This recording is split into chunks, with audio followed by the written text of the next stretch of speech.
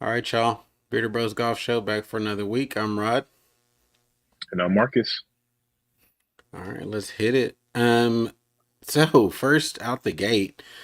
So the first time in 33 years that we have an amateur that's won on the PGA Tour, Nick Dunlap was able to close it out after taking a three-shot lead into the American Express tournament today, overtaking Sam Burns and Christian Bezuidenhout. I'm gonna screw that name up.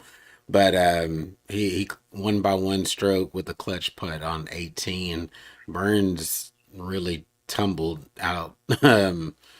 17 and 18 Yeah, just couldn't hold it together. Put it in the water on kind of the island green on 17. What do you think about the kid, man? I mean, he's been out there for a couple years now, lighting up the college game. yeah. That's the age we're in. The younger the better. Apparently, getting it started earlier. And then with PGA Tour U now, you getting all these exemptions in. So even if he wasn't doing PGA Tour stuff, he'd be doing Corn Ferry events anyway. So, yeah, just another example of young American golf coming to show you what it's about. And hopefully we can just keep carrying this on and keeping the momentum going. And hopefully we can get a little reboot of the PGA Tour, and make it competitive again now that we have some of those, some of our fan favorites going out and going to the Champions Tour and getting a new era of golf in here. And now, JT and Speed and players like that, they're the elder statesmen. They're the vets. And so that's even crazier to say because we're only, 12, 12 years into our golf journey, or coming up on 12 years. So for that to Yeah, be happening, I'm sorry, 13. And 2011. That was that. yeah, Wow. yeah, Wow, time flies. But yeah, so real good on him. yeah. And he's not going to get any compensation for this win as he was an amateur. I've always wondered if, like, hey, if an amateur won, I think we were talking about this with Sam Bennett threatening in the Masters last year, Yeah. would he be able to capitalize He's financially? And not no, he cashing the big cannot. check, but he cashed in some of it, I think. Like I think you're No, allowed to, no. you can't G- thought you were allowed to take Golf a Channel said certain amount no. of it. No, Golf Channel said Believable. no because he went in as an He'll make AM. it up in So NIL. Yeah, he'll make it up in NIL money NIL or deal. whatever. Yeah, clearly he's already sponsored by Adidas, and I'm sure he has money coming in. He doesn't have any other sponsors on his clothes, but I'm sure he's got some other deals going on. He Yeah. does, of course, if he has a 2 year exception or exemption on the PGA Tour if he accepts it during the 2024 season. If he accepts it, if it's after the 2024 season, he has 30 days, and then that'll clear him for the 2025 season. So he's got a lot of runway left, and he's got a solid game, and it seems like a really strong mental game as well. We're gonna beat the dead horse. We talked about it with Dominic last week. Is that these guys are getting younger and younger. They have more access to technology and the ability to get quicker, faster, and Yeah. so it's just it's a different game out here. So shout out to him for being able to close it out. Playing with neck to neck with Sam Burns and Justin Thomas, who Thomas couldn't really get it rolling today at all. Just pretty much a par machine. So I will say this. We were just talking about the weather before we hopped on. Seeing green, even if it's that kind of overseeded rye, I miss golf. I hadn't. I mean, I played last weekend and got to the range midweek, even though greens were still covered. I want to hit the course so bad. I know you've gotten out there more recently, but I was fiending this weekend to go. I was like almost tempted to catch a flight to Florida or something and go play somewhere. Yeah, I It's forced it hard. yesterday. It was 40 degrees. I forced it. The sun was out. It helped a lot. But Yeah, yeah. Those guys had on t-shirts and like light quarter zips, and their I ears know. were exposed. Just the life to and then live. and then of Oh, course you see man. the Champions Tour playing in Hawaii. So we've had 3 straight weeks of seeing Hawaiian golf in warm and cozy weather while Sweating. Yeah, having the time of we're their in the lives. 30s. I know. So, cool. So the Tiger apparel thing apparently has been revealed through some trademark leaks. So I have some screenshots up here. We'll pull this bad boy up. For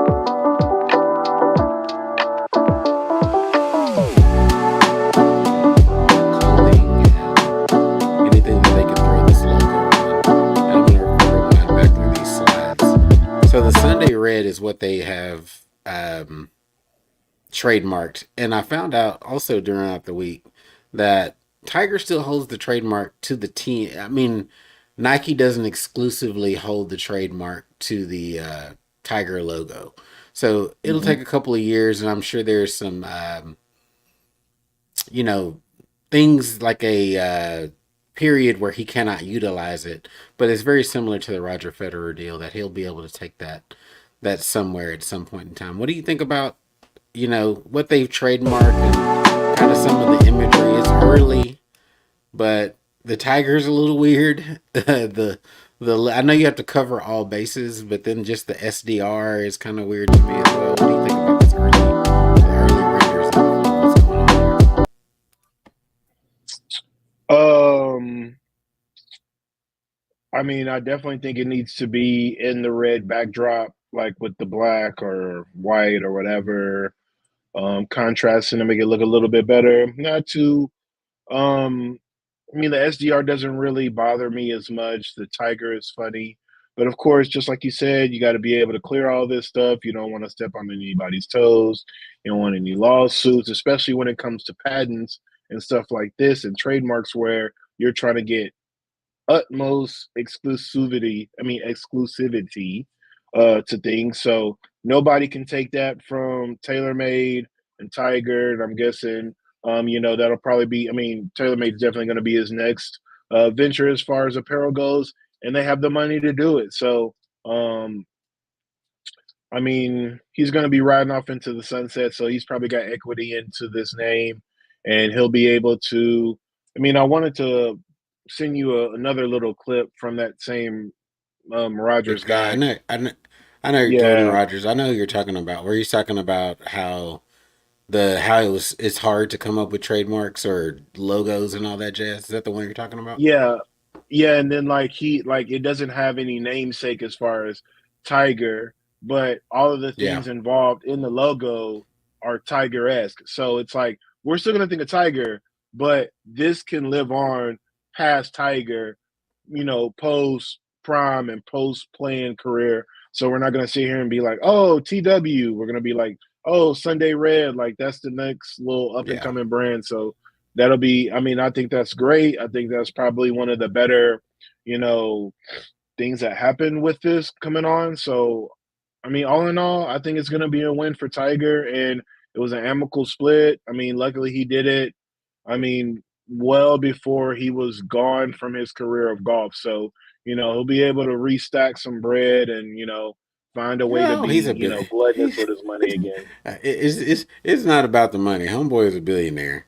That for him personally, it's not about the money, but it does give it. There's a couple things. I thought the call out from Jordan Rogers to say that, hey, the marketing brain is very interesting to be able to think about it in that way. That this is something that's kind of somewhat neutral, but still tied to the legend of Tiger, and so it has some weight. And also for TaylorMade, after their separation from Adidas Golf, they are now able to kind of reinstall themselves into the apparel game and start releasing new stuff.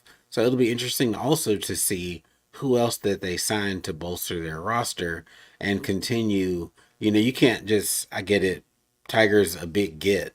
Even though he's been playing their clubs for years now, since Nike stopped making clubs, they have a custom Yeah. iron line, the Tiger line. So now to add apparel in there, who else is going to be coming with that? Since apparel is now this kind of free agent game that's really no longer tied to the club maker that you're playing anymore, right? We see all kind of Yeah. mixed matches that we didn't typically see in the past. You see Callaway guys even playing Nike, still, even though Nike's in this weird reshuffling of the deck, which they're still signing people, but a lot of people are getting released.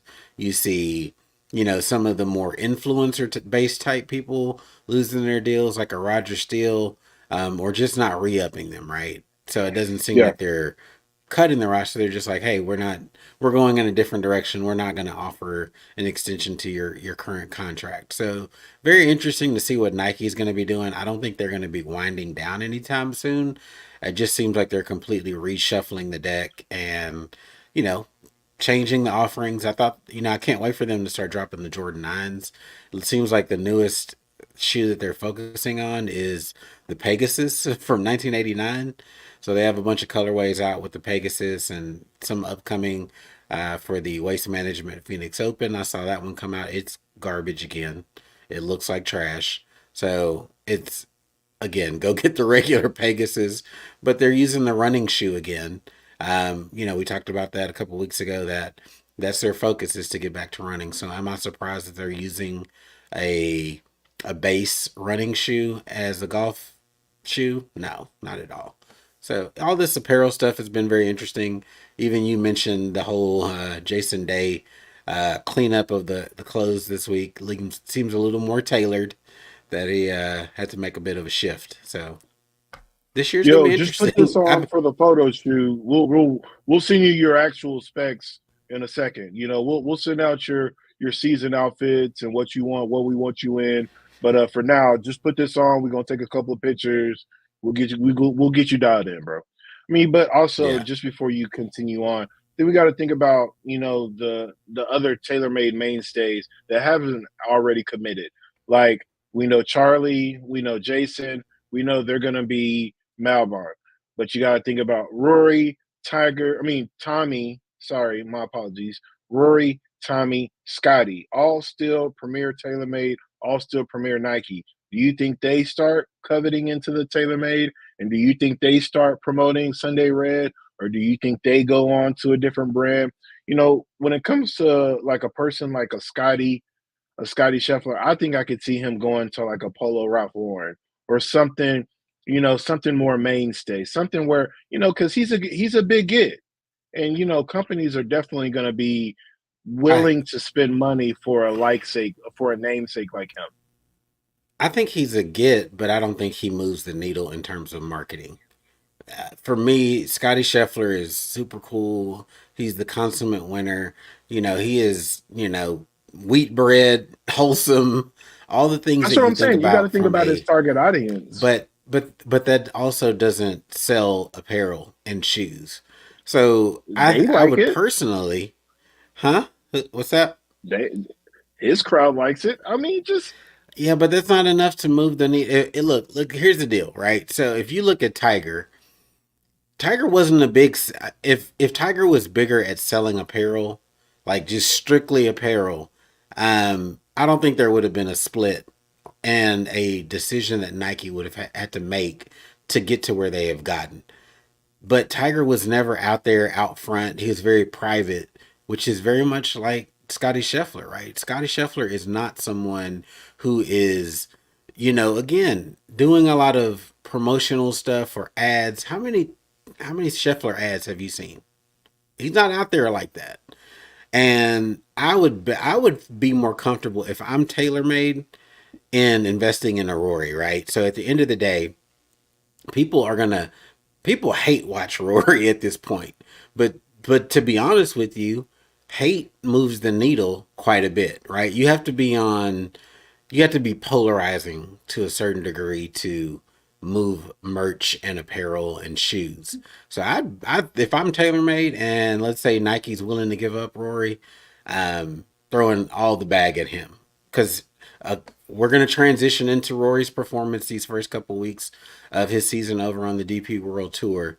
But yeah, I just don't think Scotty Scheffler sells merch. That's just me. I could be dead ass wrong on that. We got it, we got our if guy I'm in Polo in the Ralph chat. Lauren, Hold I don't on. need him to sell merch. For real, Scotty doesn't move the needle. Perry, thanks for that. He would be great for the JC Penney golf line. That's Right. exactly what they want him to do. That's his Mm, crowd. Foley's, whatever. Macy's, J.C. Penney's, Highland Park doesn't go to fucking premium goods. They don't go. and go to all these Oh, Instagram oh, websites and stuff like that. mm, they go They high still go end, to the bro. malls. No, they go I to the don't know. malls. They go to the malls. They still go to brick and mortars. That they eat that All shit right, up. They would love him. That's why I'm I'm saying confident in Scotty the my Polo stance. or something like that. Definitely. Polo's done with golf. After Justin Thomas messed it up, Polo is done with golf. Justin Mm, Thomas was the opportunity for them nah, to wade Scotty's in the super golf and He's their way back in. whatever. All right. You ain't So gonna we hear no mentioned hot mics off Rory. Scotty. Whatever. We'll see, bro. We'll see. There's gonna be a lot of movement this year. So time will tell. But I will be ready with my told you so. I'll be ready. Rory over in Dubai these last couple of weeks. After last week and kind of choking and ending up in second place, came down to the stretch against Tommy Fleetwood, threw it in the water on 18. Had stumbled a bit before that as well. Ended up relinquishing the lead last week. This week stormed back in round three, had a heck of a round, and ended up winning this week in Dubai. These are both DP World Tour tournaments, and it's just so crazy how competitive week to week that Rory McIlroy can be. Right, that's not an easy feat. They've actually had some pretty strong fields over there in Dubai. How much of that did you catch? I know it's late night, so I know you were up, as was I catching a lot of this golf. Yeah, and I caught the replay too. I mean, I watched a lot of it. I mean, you know, premier stuff for them. Their first week back, their first couple of weeks back, they're gonna have some big names out there, and have some guys out there challenging. And it was a good look. I mean, Cam Young came across, trying to get his name up, and he's trying to have kind of like that Patrick Reed type deal, hold both statuses so he can do both tours if need be. He don't have anything to hold him at the house or hold him in the States. So, he's gonna go play golf. He's young, he's looking for a cemented caddy and stuff like that. So he's gonna go play golf and he's gonna look good doing it. Um Sad to see him falter in the way that he did, shooting an over par round at a course like Dubai Creek, where clearly you saw the Mhm. numbers where they can go low if need be. But some of that was predicated by the conditions. But when you play the game like Cam Smith plays, I mean Cam Young, my apologies, you can't really use that as an excuse. You have a Pearson flight, you're still going to be one of the longer ball strikers out there. So I don't think that that's an excuse for him to why he lost that.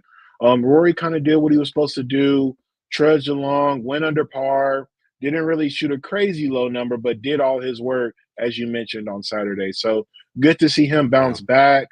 And again, still had two putts to win it all. I mean, like, bro had a nice little cushion. So good on him. And he said it after last week.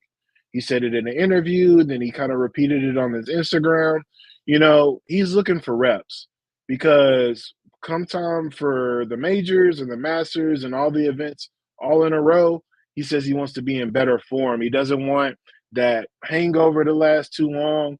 He doesn't want to be like, oh, I'm only my third or fourth event in, and that be the excuse. He wants all the juices for it. So I'm glad he's bounced back, get his confidence up, and I think Yeah. that'll have him in a good headspace at least going into this And next I, little I think run. that's And I think that's been the key for him over the last couple of years is he's been out front of the cameras talking PGA Tour and live and sucked up a lot of his energy doing the executive board stuff, meetings, all that. So now that he's separate from that, and yes, he's got a lot of other business ventures going on in the background, this gives him the opportunity to, take advantage, like you said, get some reps in, hopefully tighten up the mental game. I still think that ultimately he needs to change his caddy deal. I mean his friend Harry Diamond, I don't think gets it done. Um, it's cool to have somebody that you have camaraderie with on the bag, but I don't know. In tough times like today, coming down the stretch, Rory was going left with that driver quite a bit and ended up in that rough, which again, we've talked about course design protecting against distance, and that rough was thick. So you had fairway cut, you had primary, rough, and then you had like that secondary rough, which was like when a ball would get into that cut, it wasn't moving. It was getting stuck. And you just didn't see Harry Diamond step in and take control of the round and say, hey, let's ratchet it down. I think Rory can always take 3 wood and probably still compete with most of the people out there from a distance perspective, right? And so while he's still dialing in this new driver, the Q, what is it, Q10? Or whatever it's named, Q something. He's got to, I don't know, change the strategy up. I get trying to continuing to hit it, but it also kind of was reminiscent of last week where he went left on 18 into the water, and I was like, man, that's another one left. It's like his start line is off, but I think the caddy deal is super important, and I hope at some point in the next year or two that he makes a change. Kind of as you talked about Cam Young, he had a veteran caddy with him on the bag the first 2 years of his career, and they parted ways in the off season. And there's to me mentally, there's something about Cam Young that I think he struggles. We talked about this when it was Ryder Cup time. That mentally, I don't think he's the strongest of the bunch, and you see some of that with late round, falters and just his demeanor and body language feels very off and weak to me. He gets down pretty quickly versus just moving on to the next shot. And I know he's a young guy, but having someone to kind of guide him on the bag, I think would do him very well. Any thoughts on that?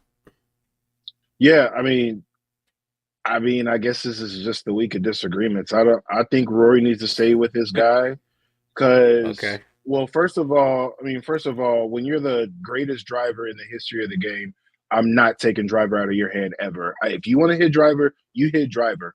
I'll pick out a line or whatever. But, and again, like we said before, I think when you get to a point in your career where you're a family man, you've already won, all you're looking for is the cherries on top, the dessert after the main course. He's still got a lot of prime left in him, but he's already established that he's a proven winner. He's a 4-time major winner. I don't think he needs a coach on course anymore. I don't think he needs anything like that. And again, I think he needs something to alleviate the pressure. I think he needs a more even kill caddy that's not going to be in his head talking about, we're still going to be after, we're still going to go, get your head out of your ass and shit like that. He probably is like, you know what, bro, we're going to have dinner tonight, bro. I mean, as long as it's not Biggie D's, I'm chilling. He probably wants something like that. Now, Cam I Young, get what on the you're other hand, saying. I get it, but the majors haven't been there. Wins are cool, but majors are what we're going after. yeah, but he didn't win for five years or whatever when he had Jerry, the other vet that he had. The last big thing he won was a FedEx Cup in 2018. And again, that was Okay. 4 years after his last major. And then they went another year, and then that's when this spat started. So he went to Harry Diamond. And so he's won since then, and he's won big events since then. So again, like I said, I don't think he needs to change, but Cam Young, he's a young guy that's very malleable. He is somebody that we need to have like a serious like interview process for, because whether it be for him himself or for through his camp, but like, buddy, you got to get this head case. Your headspace is bad. Like, you're a hothead. You're always indecisive with shit. Like, bro, you had Paul Tesori on your bag, proven vet caddy, and you were Yeah. just like, we don't work out. We Yeah, don't that's work out. it. To me, that says something. That says something That that says something. you're not willing to list. Who did he end up going to? I don't know, The some caddy, homie. I Tesori. don't really know. Oh, I'm I looking don't. it up now. He went right back to somebody else. He's right back on the tour with somebody. Is somebody like mid level to like somebody we know? I'm pretty sure because he's right back on the bag. I'm pretty sure. Oh yeah, he's back. Okay, let me look it up here. But yeah, we both agree that something's up with Cam Young. The talent is stupid good, but the Too mental good. game is so important. It's super important in this day and age that losing strokes based on you not being able to let a shot go or an error go and think about the next shot is going to be a problem. So anyway, Yeah. it's hard to find the newest one. We'll figure it out. So anyway, moving on. Perry in Just the a quick. comments has a suggestion. He went to Brendan Todd. I think you're right, Perry. Actually, I think you're right. From watching kind of the tournament of champions, I think you're 100% on that. So thanks for the help. You're better than Google, my guy.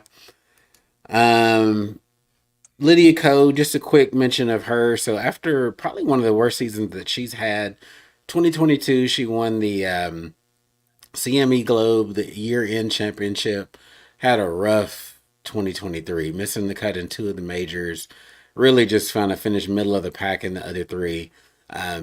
Started off this year in their tournament of champions, Hilton Grand Vacations. Every time I see Hilton Grand Vacations, I think about our mom.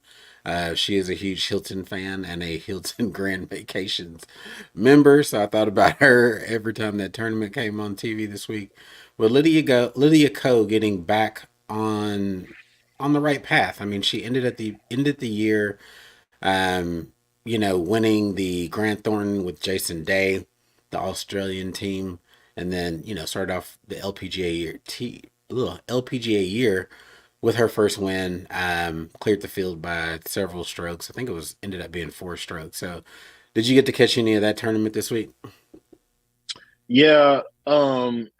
It's actually crazy because for like all week I had like later shifts, like mid to later shifts. And like by the time I was getting in, coverage for the LPGA was coming on. Felt like I was like pulling teeth to get the folks to really like put the LPGA on. I'm like, bro, this is the Mm-hmm. first event back, and it's their pro am event. So you got the homies out there. You got freaking John Smoltz. You got Annika Sorenstam. You had Marcus Allen. You had people that are recognizable. Put that shit Yeah. on the TV, please. With them decent game. I mean, honestly, the players that were playing this week actually performed to me from what they showed better than I what we mean, see at Tahoe. holing putts, making shots in the greens. I mean, actually playing golf. And the weather wasn't exactly good in Florida. It A little was yeah, chilly they first they got a day, cold front. They got a a 40 little degree day in windy. there. Yeah, a little windy the next day. I mean, you looking at players like just in particular Alexa Pano, she had a lot of TV coverage or whatnot. She Mm-hmm. was in rain gear. She was in wind pants or whatever yesterday. So they went Yeah. through it. And she but I don't know. It's a lot to be said about Lydia Ko because child prodigy went through it, was a prolific winner, already went through that stage, talking about shutting Yeah. it down already. Like, she's already in talks she's already got most of the Well, Hall of Fame points to get in the LPGA and everything, anyways. Well, So she just like, got married last year too, so you can see her getting pregnant, kind of taking the same path as I'm forgetting her name. She was a Spanish golfer, Lorena Ochoa, who mhm, was prolific early in her years, and then decided I'm gonna have a family and be done with this. yeah, You know, so I can see Lydia Ko silly taking that game. and just also had the tough upbringing with her parents, right? There were always the stories out there about the conflicts and them you know bugging her about her body, and it's just kind of weird that typical kind of helicopter parent scenario where they almost suck the fun out of the entire game, but she was able to battle through that and Yeah, have some really good years and really do well in her professional career. But yeah, I mean, it would not surprise me if she hung the cleats up and said, I'm done with it, after a couple more years and just start a family and move yeah, on. agreed. I think she's gonna push. I think she's gonna hit it hard. she for sure said she's locking back in for at least this year and the recent future or whatnot. But yeah, I mean, I will. Who's gonna blame her? She's already a major winning. I mean, like the year she had 2017. I mean, she's put herself in the history book. She's definitely one of the ones. So, I mean, she doesn't Yeah. have anybody to answer to if you're asking me. Yeah, 20 wins. And it just feels like she's been out on the tour for a long time. She turned pro in 2014. So she's in year 10. So we've been seeing the name Lydia Ko for a long time. And earlier I Year said 10 and just Australia, but 25. she's from New Zealand. So that's my bad on that. So shout Yeah, out to they Lydia will Ko get for pissed getting about. back. Don't want to misidentify. She is a Kiwi. Um, all right, let's see here. George Gankas, man. So last week we had Dominic Reed, PGA, tour, or not PGA tour, but PGA coaching professional on the show, just kind of talking about instruction. And so, that's your path as well. So I sent you the video with George Gankas, and this is going to loop a few times. And I just thought this was like the most ridiculous thing. And I've seen him do this before, but something about this week just triggered me. Got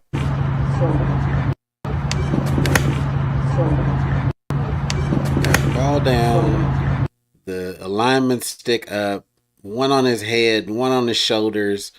Gankus taking the club back. Let's loop through this again. It's a lot.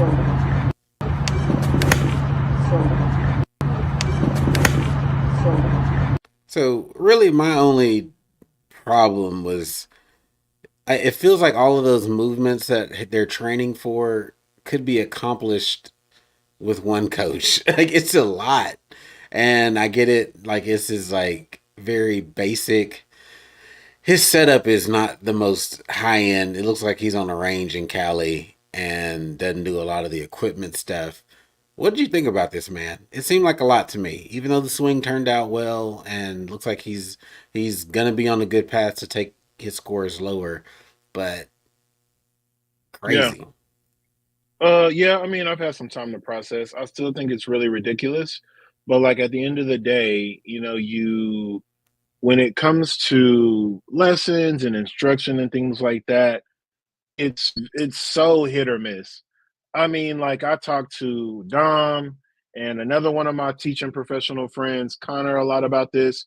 Like it's unique and fascinating the amount of verbiage that is, involved in the game of golf and how much of it can go over your head, but also some of it is just too rudimentary and too simple to where you're like, bro, like you don't need to tell me this shit. But then also at the same time, it's like, oh man, that's something I didn't know. And there's some things about it that are enlightening and some things that you need to hear it or feel it or see it in a different variation. Now I feel like this is very extreme. Like there's almost no need for you to feel like you need to have like the C Brickley gang going on at this, where you have the rebounder, you have the passer, then you have C Brickley saying a few words and then making the initial pass to the player. Like, brother, I just think we should probably have a training aid, a few words, and then me trying to get you through some decent little rehearsals before you go into digging it out of the dirt and being able to understand your swing. Because when you have students like Matt Wolf on your tutelage, you should be able to coach pretty much anything and be able to express what you're trying to get them to accomplish in a golf swing in some form or fashion, besides having two helpers, an alignment stick, and you literally pulling the club backwards and forwards for my man's. But Right. again, like I said, I've had time to process this and I want to try to not go off the deep end about it because, Buddy probably paying Yeah. a pretty penny for it. You know what I'm saying? You pay for Yeah. what He's you get top for one. sometimes.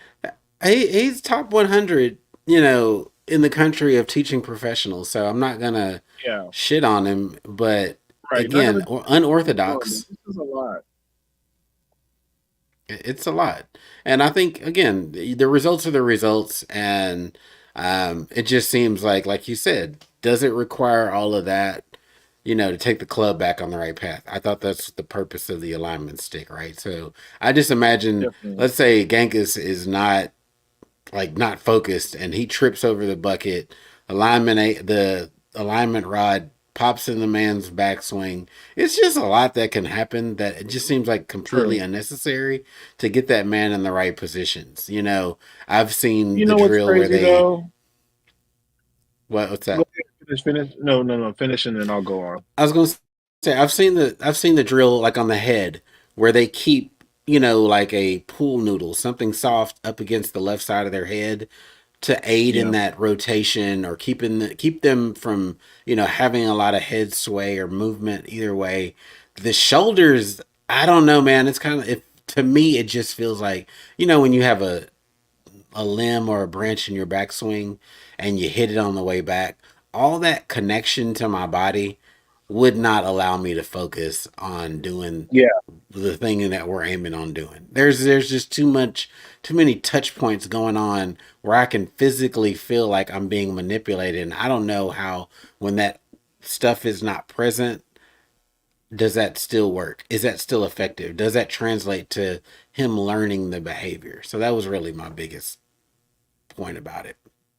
Yeah, no, and I mean, honestly, and to piggyback that before I go into the little spat, but like, I think what George Yankees was doing was the perfect example of why you didn't need somebody holding his shoulder, checking his arm tilt, or checking his shoulder tilt, because when you have the correct takeaway with the club, hands, grip, club goes into the right position. I feel like every time that I've been coached up on something like that, as far as takeaway, it automatically puts my body in the right position. It Uh-huh. automatically puts me in the right tilt. It automatically has my head in the right spot for something like that. As far as when I'm coming back through and when I'm getting the impact. Now from here, from hip waist to hip waist, through and through, that's where the differentiation goes. That's where you have to learn how to hit it, learn what your hands are going to do, and your own timing as far as that goes. So I think that was a little bit extra as well. But I Yeah. was saying I think it's crazy though, because I feel like sometimes what we see isn't always what they see. So like this might be a case of where George Jenkins goes through freaking 200 lessons in a week, and this just was the one time where somebody wasn't getting it stuck in their brain how to go through it. He was like, you know what, Benny, come out here on Friday just for like an hour or so. I'm gonna have you help me out with this student. Like he's just really not getting it. Usually I don't really need you, but like come on out Friday. I'm gonna have Jared here too, so we should be able to knock it out. Let's just get him going for this hour lesson, and then y'all will be good. Again, trying to be understanding, trying to understand the different perspectives. You're trying to rationalize I'm what may trying to have been going on rationalize to it. get. You know what I'm saying? This could be the 1 in 200 lesson that it's like, you know what? I'm gonna film this because this is insane to us too. You know what I'm saying? Because I feel like at that point, Yeah. you feel like you would have to film it. Like, bro, we need to hold his hips, throw the hands and take away, and then keep his head still with the alignment rod. Let's put this on camera so But they see what we but dealing when- with. but when you look at the swing, you're just like, dude, if you can halfway duplicate that, you can get under Yeah. 100. And I think that's what the caption said is this person shoots under over 100 currently, but we're going to get him under that really quickly. And it just doesn't feel What? like there's Super that quick. many flaws. Yeah. His swing wasn't that bad a place where he would not be able to scratch out. We don't know what other parts of his game are super deficient, right? Yeah. Swinging an iron is only essentially about 1/4 of the game, right? You still have to drive the ball. You have to chip and putt. So we don't know what other deficiencies are in his game, but you would just say from a fundamental standpoint, if he can get out there on the course and do about 80% of what they're teaching, he's going to be okay. Yeah. Definitely.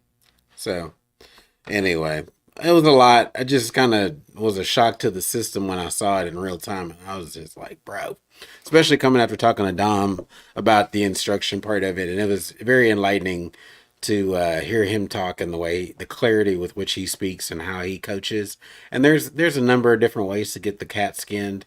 I kind of abide by the rule in life about Occam's razor, is that the easiest path is usually the simplest answer is usually the answer.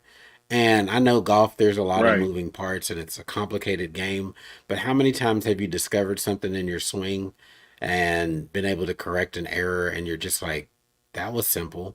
That wasn't crazy. I didn't have to like Definitely. reinvent the wheel to make this thing work. So, um, yeah, again, there's all kind of different coaching methods out there for every kind of player, or verbiage or teaching style that you could think of. So go find you an instructor online and go get some help. But George Yankus may not be the person for you, both in cost and teaching method. So we'll keep it moving. This is a segment that I think we've talked about offline, so I'm going to introduce this here.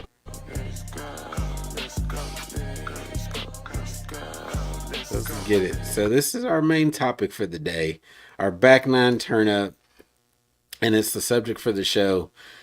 Everyone wants to take golf global. Rory McIlroy has been talking heavily about the global growth of the game. And as I was reading a story on ESPN that's linked in the description below, I thought to myself, golf is global. What are we talking about? The DP World Tour exists and they play in Europe and they play in Australia. They partner up with the Sunshine Tour all the time when, Yeah. the Republic of South Africa is in its peak season.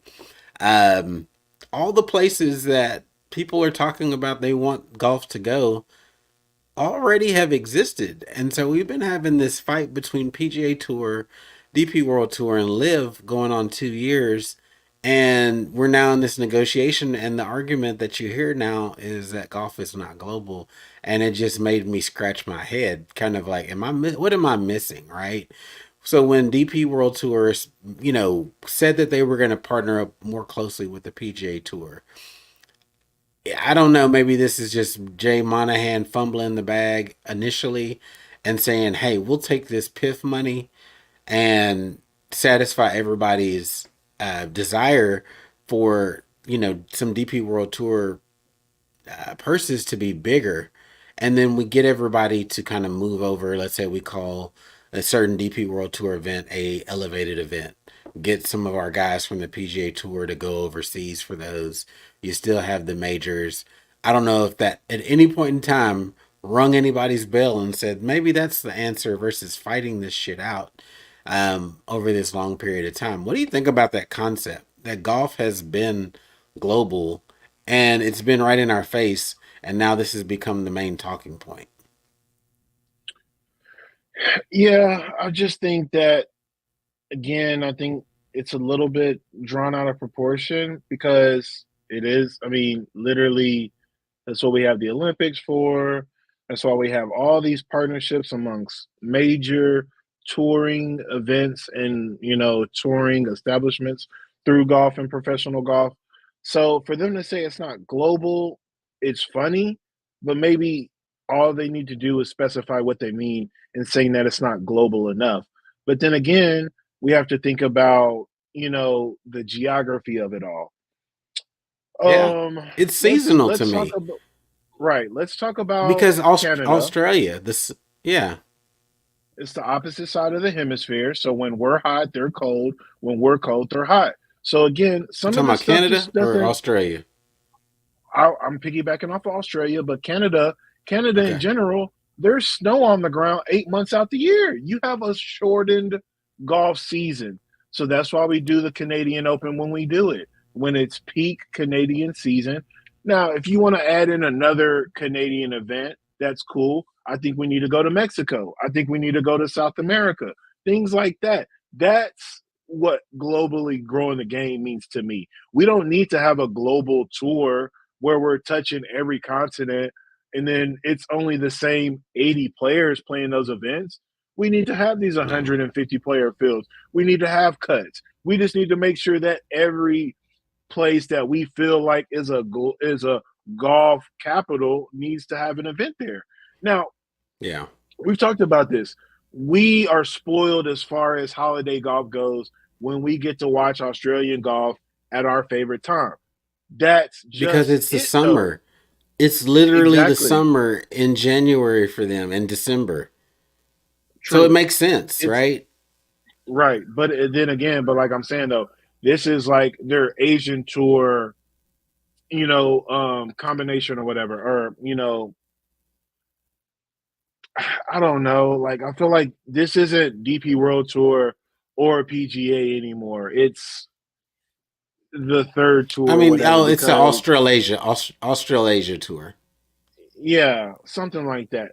This is their field event with their guys in it, but that's fine though.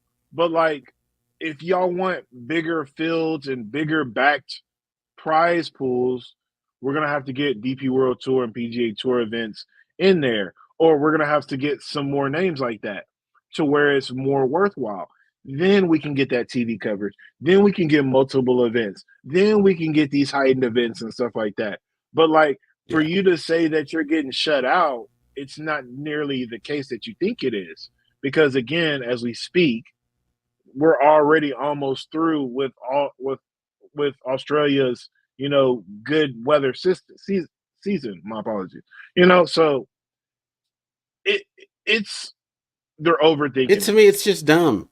The argument is so dumb to take the game global when it already is. And again, you Right. mentioned this is that honestly, these other countries and other countries, corporations in other countries are not ponying up the amount of money that U.S. based companies are for the PGA Tour. Correct. Things don't necessarily. I know we get stuck in our own kind of American exceptionalism mindset, but the companies that are paying to sponsor these events, the American Express, literally, there's no other In name the on the title. tournament. Yeah. That's it. The American Express. And so you have companies like that willing to pay up for the sponsorship rights to these events, but that's not happening elsewhere. And so, yeah, you do bring in that extra money from the PIF. You do incentivize these players to go play in these events overseas. And I get it, like appearance fees can get a little bit wonky, but make these again elevated events where there is a higher prize pool, and again, there's, some additional money on the line. I know they've tied it to kind of the popularity part of it, which I think is going to be phased out here soon. But there were ways to get this done without getting to where we have. And I'm really interested to see how, you know, this deal thing with the PIF and PGA Tour comes around, because I heard something, we've talked about Hank Haney a couple times on this show. He does a podcast like everybody else in the world, right? And so he was talking about when Rory McIlroy speaks, which he's not been a fan of Rory McIlroy. He's like, I listen. He said he literally said Rory McIlroy is well informed when he speaks. He's not just talking off the cuff about rumors. So when he says game going global, talks about a potential deal, that's backed up by facts and conversations that have occurred. And so I think a deal will happen before the Masters, which is their new deadline. Um, and I think that leaves players in a weird spot where, okay, let's say a deal gets done. Do I move now at this point if I'm on the PGA Tour? And what happens to my money and, all that kind of stuff? Quick Yeah. shout out, super random, but associated with this. So I've been talking about ESPN coverage of golf. When the PGA Tour starts, ESPN has their own broadcast and their own commentators, which actually is a ton better than you get on the mainstream channel. If you have not tried out ESPN Plus for their PGA coverage, you're missing out, and you should sign up before they take it away, because anything good goes away. But today they were kind of showing a hole with Wyndham Clark where he kind of messed up a putt, and the commentator literally said, and it was very alluding. It was Craig Perks, and he said he probably has a lot of different stuff on his mind right now, and then like deadpan said nothing else. Which there had been rumors about Wyndham Clark being, available to go over to Live, or thinking about it, or having a deal on the table to join John Rahm's deal. So I'm very curious, like for these players, at this current time who haven't gone, does it make sense to still go? I don't know. It's in a weird purgatory state right now. I don't know. It just creates this Yeah. awkwardness. But I don't know. But again, the main point was golf is already played everywhere. It may not be as much as some folks would like, or they feel like they're getting cut out. But again, you have to go with where do the dollars make sense and where does the weather make sense. PGA Tour is U.S. based. To me, it doesn't make sense to take it outside. It makes sense to partner up with these other leagues that exist on these continents and countries and associate them with the PGA Tour. That's just my take on that aspect. Do you anything else you want to add to that before we get into the pitiful Dallas Cowboys season? Uh, I mean, I think if you're one of these lesser countries, I think you need to figure out a way to get these global companies to be global. Like, I mean, you got to think about a company like a AT&T. You get phone coverage everywhere. Okay, all right, okay. Well, let's have the AT&T Espanol or da da da da da. You know what I'm saying? Y'all, I don't know if they're doing the necessary work behind the scenes to pitch to these global, to the ones willing to do to branch out. Just like with the whole minority uh golf tour, the APGA, or you know what I'm saying? Yeah, Like they had to do a bunch of levying, a bunch of sacrificing and stuff to do all that stuff. it So takes you work, telling right? me, right? So you telling me Venezuela, a country we've always had beef with, is just all of a sudden gonna be in the good graces, and just we just gonna come over to Venezuela and have 154 a player event with a cut, Because of golf. right? With a $10 million prize, with that much money on the line, just all of a sudden? Yeah, No, we gotta have some yeah, diplomacy. We gotta have some homies yeah, out there. We don't have that. yeah. Yeah, there's all kinds of global politics and things that come into play when you're thinking about golf being played all around the world. You're just not going to have, it's the reason there's only a handful of events that happen in China, right? We don't have the greatest relationship with China. So you're not going to get a bunch 100%. like 20 of the best stars from the PGA Tour to go over there for several reasons, right? So I think that's very valid and that you just can't travel everywhere. It's just Right. not feasible. So As much as we would like anyhow, it to be that way, everything isn't going to be that way. There is money and politics tied to everything, unfortunately, whether you like it, whether I like it, whether anybody cares or likes it. And that's just what it is. So, again, those are just things that you have to calculate in your arguments, in your debates, whenever you have gone through a thought process of why is something not here? It's either politics, it's either money or racism. There is three defined reasons right then and there. Right then and there. fair, You know? fair. That's a good transition. So because we had Dom on last week, we didn't get to talk about the disappointing end to our hometown Dallas Cowboys season, and it was just that. Unfortunately, I got a couple of texts. One from our cousin who's born and bred in Houston about the Houston Texans being able to progress and the Cowboys not being able to, Who especially Charles he after said nothing about a the Texans to me and literally just wanted to egg on the Cowboys losing. So I didn't even respond. I don't entertain that because you he is know just you don't what entertain he the is. haters, He's a huh? hater. He's a hater. He doesn't have a squad. He's not a forefront Texans fan. He's not a Steelers fan. At least Unc is full on board, gold and black. That's what my team is. That's why I'm not a Cowboys fan. That's why I'm not a Texans fan.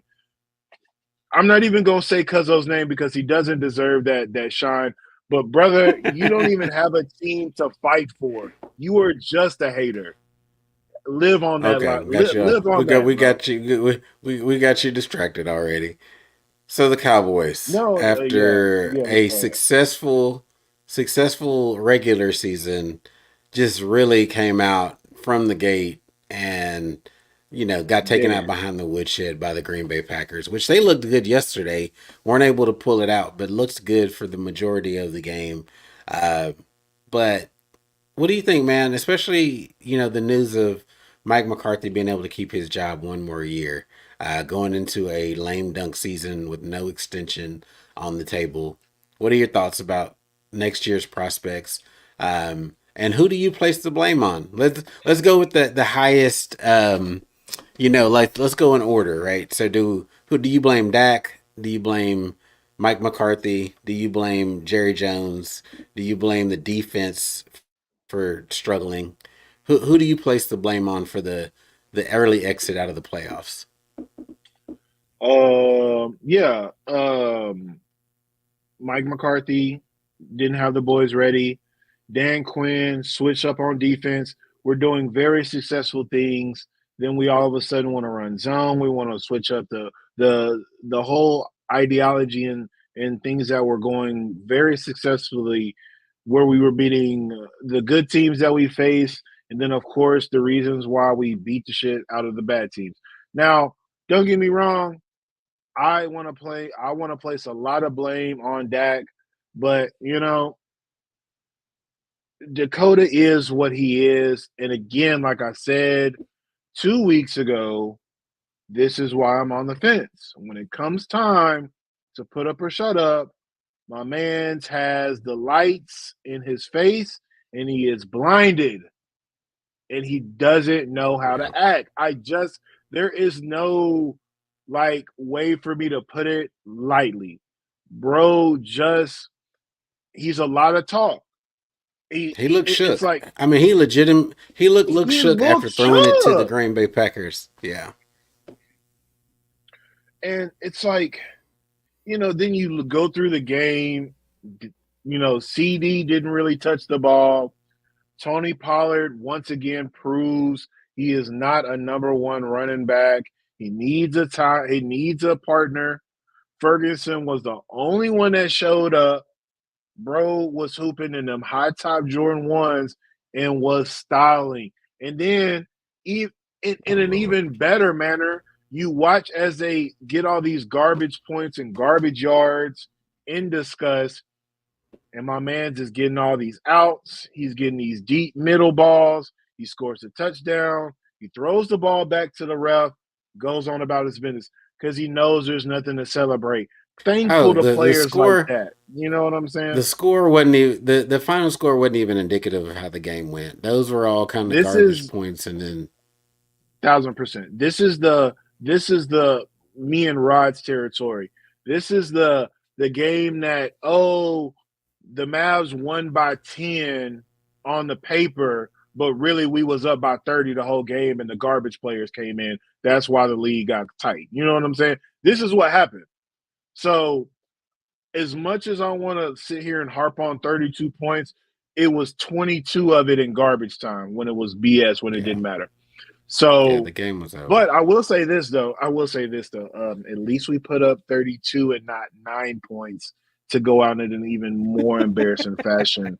So let me just throw that in there real quick to the My, homies and I, to all of my people. Go I ahead. really have beef though with the coaching selection and going forward again with Mike McCarthy because I agree with your initial statement Oh, that he didn't have the guys ready to play. The unfortunate right. part is that to have a coach who's a leader of men. I'm not a Bill Belichick fan, but do I think he's an upgrade over Mike McCarthy? Easily. Probably, right? I mean, he was his career very much mirrored Tom Brady, and so they each have to give themselves their own accolades, right? But it's clear when Bill Belichick doesn't have an elite quarterback, it's hard for him to win. But that's was his story. Even a guy like I know it seems like That's Mike McCarthy's story Tomlin. too in a short version. You're right. You're right. I mean, and hell, I mean, you do need a good quarterback to win in this league at this point. At least one that's serviceable and not throwing the ball to the other team. That's the key, right?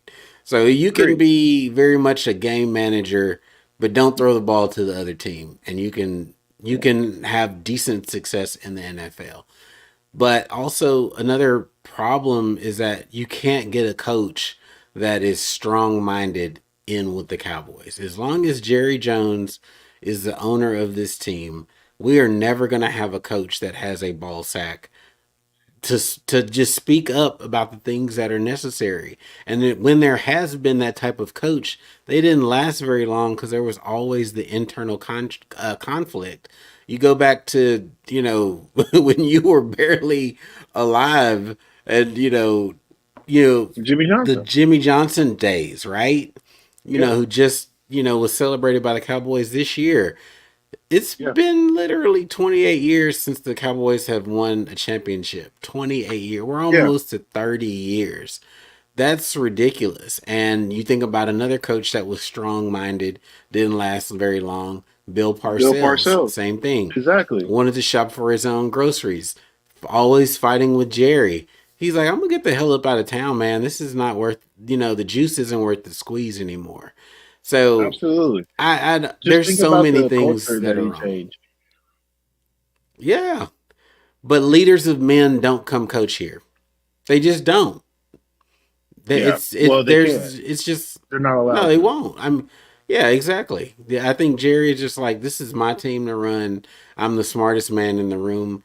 Which, just an advice to anybody out there listening, if you feel like you're the smartest man in the room, you're probably in the wrong room.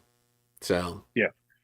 Yeah. take Just that for another what you harp want. on Mike McCarthy. Again, this is, I mean, when you're coming from, again, when you're, no, I don't want to sound like disrespectful. When you're coming from Aaron, well, I mean, it's going to be disrespect regardless. When you're coming from a guy like Aaron Rodgers to Dakota Prescott, there's going to be some fall off, point blank, period.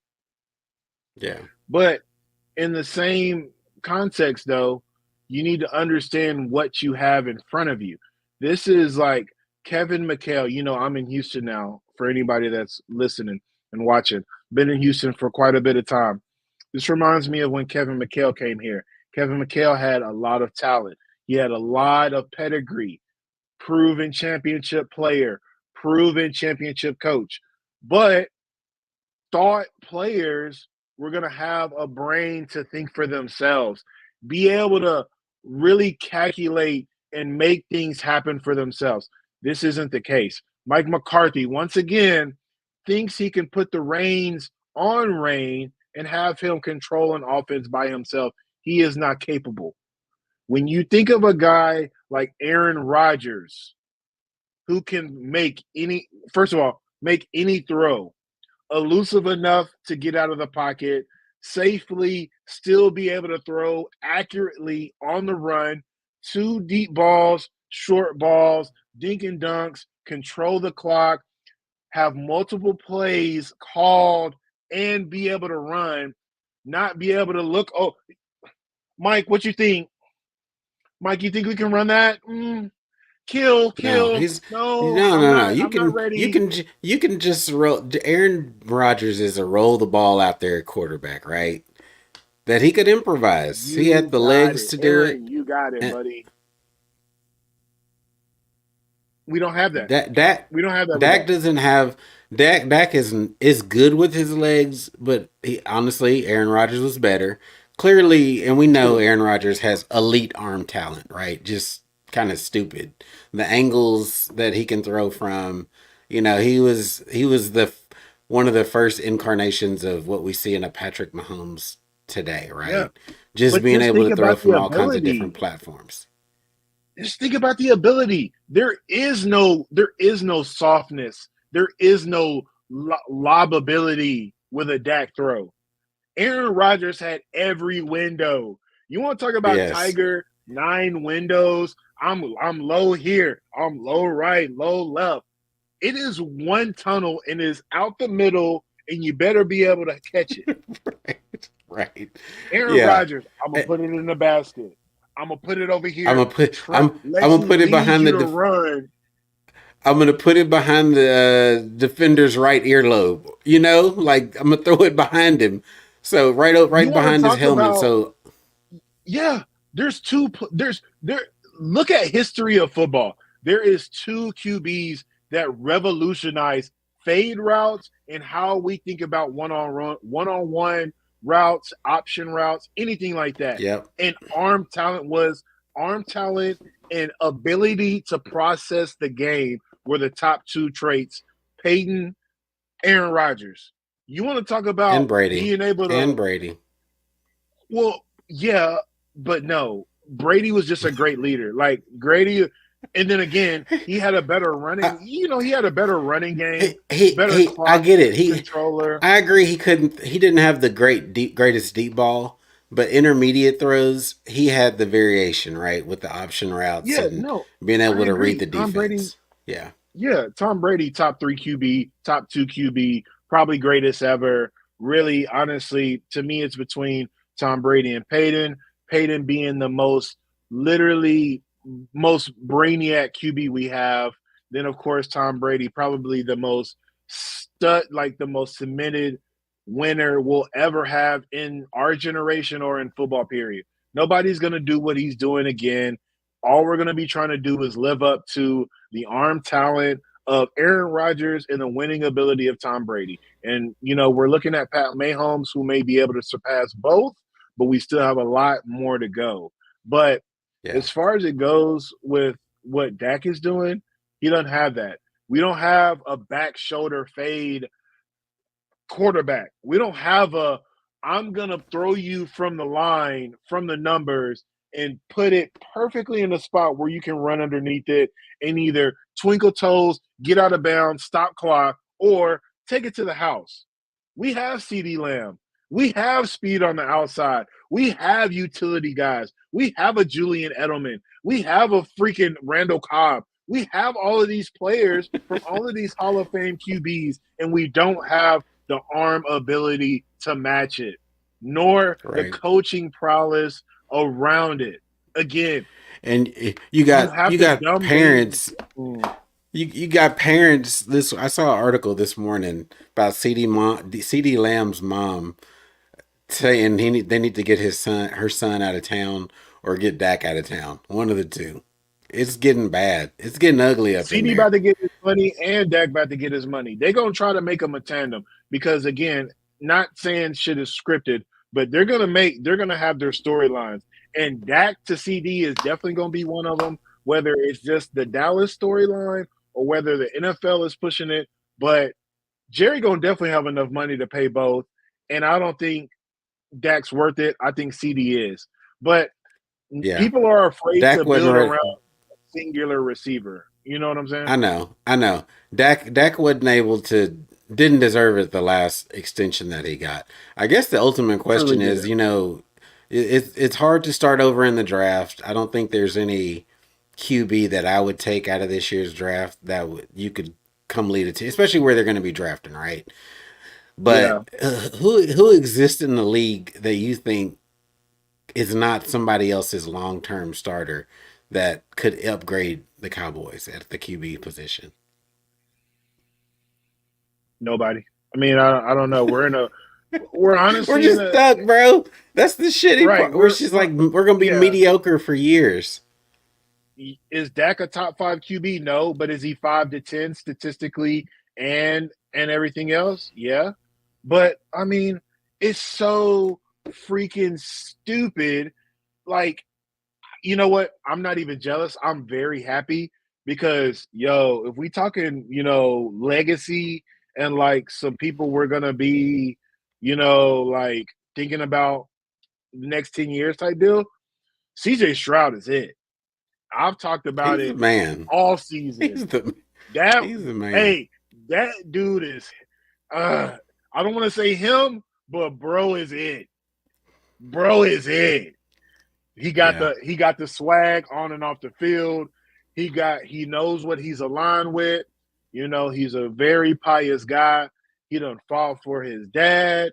The dude, got into the wrong ring. He done freaking propositioned him out of prison.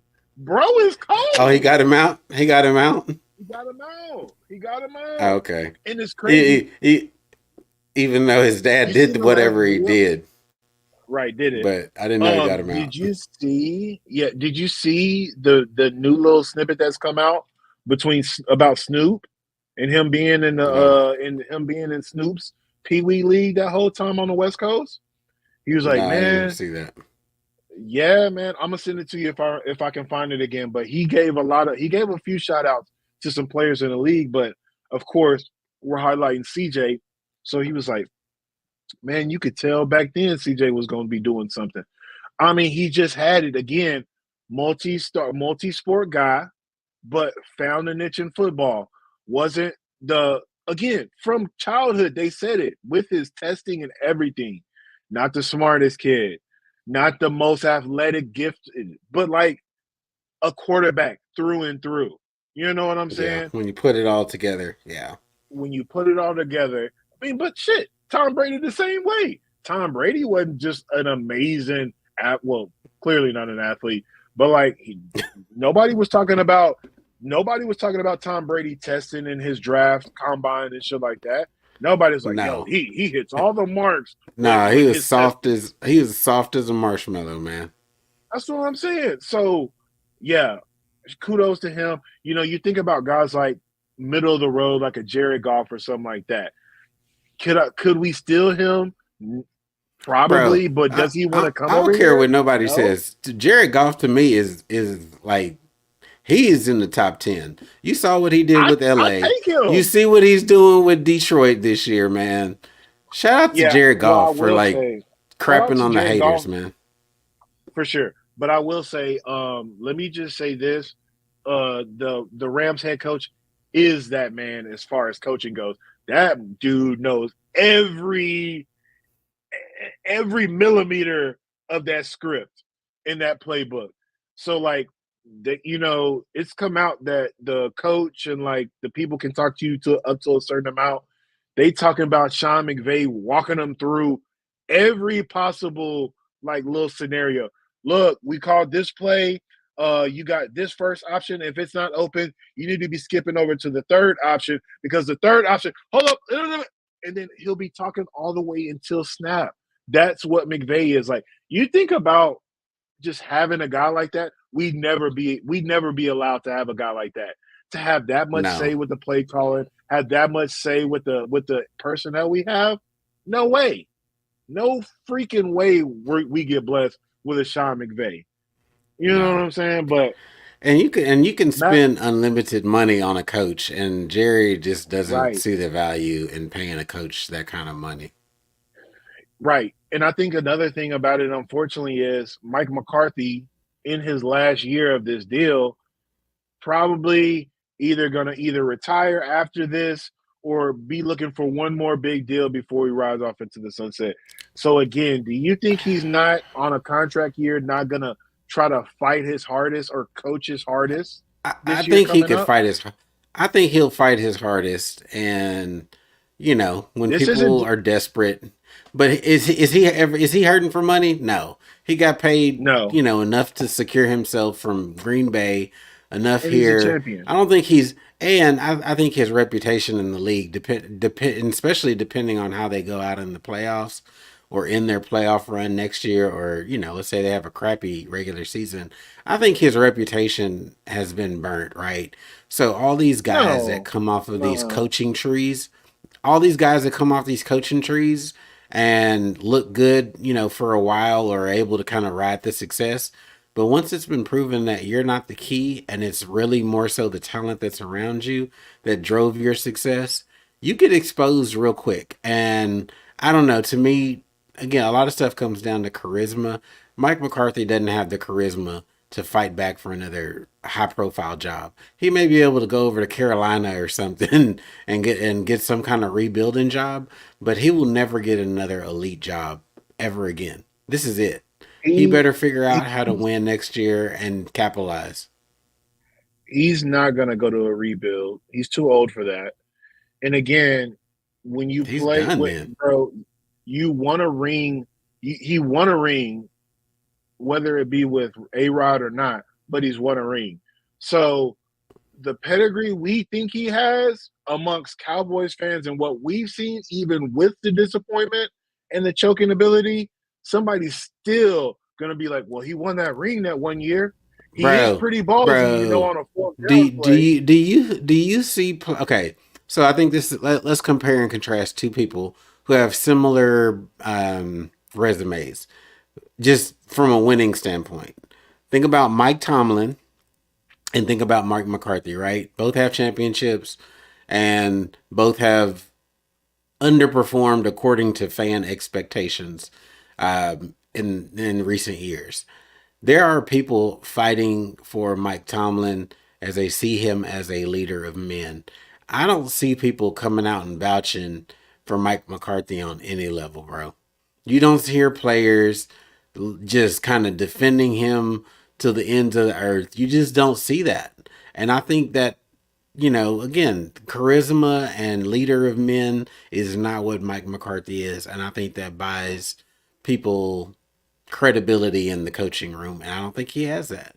Again, I Yeah, could be I think you're wrong, doing but a disservice to. You're not wrong, but you're doing a disservice to Tomlin. I think I wouldn't even come. They not even in the same tier to me. you If think I'm being Tomlin's like honest. what? But wins wise, championship wise, they're similar. Like if you looked at their records, on paper they look the same. I think Mike Tomlin's an elite coach. I just think they've not had the greatest talent, but I think he's gotten the most out of that team that he could have. While on the other hand, when you look at the defense and the talent that's on the Cowboys, even with Dak's struggles, should they have Mm-hmm. advanced beyond the first round? I mean, come on, that's like the dumbest. Yes, absolutely. They should have been Yeah, able to at least advance to round two this year. And to go out as ugly as and it's not even the losing. It's not that like they lost the game on the last possession. Some Tony Romo, fumbled a snap on a kick stuff. It was just a yeah, blowout. I mean, it was pretty much over by halftime, bro. You're not overcoming 3 touchdowns.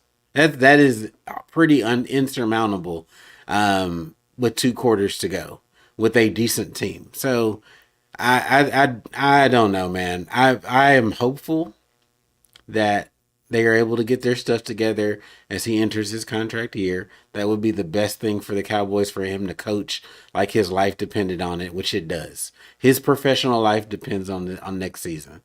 If he wants to yeah, continue doing this thing professionally, I'm sorry. yeah, He's about he wasn't. It ain't like he was just like I'm done with Green Bay. He was almost run out of town, man. So it's hard to get ran out of town twice when people are getting opportunities. You look at like a Gerard Mayo who's not even been a coordinator up in New England get a job this year. People are getting chances, and so getting these recycled coaches are running out of opportunities to just bounce around and collect paychecks like they have in the past. I think that day is gone. But what do I know? agreed. This is a golf show. This is a golf show. I'm just out here spitballing on this NFL thing because we were just so frustrated and didn't get to talk about the Cowboys last week. So anyway, anything else you want to add before we hop off and retire this thing for this week? I agreed with you on the coaching stuff.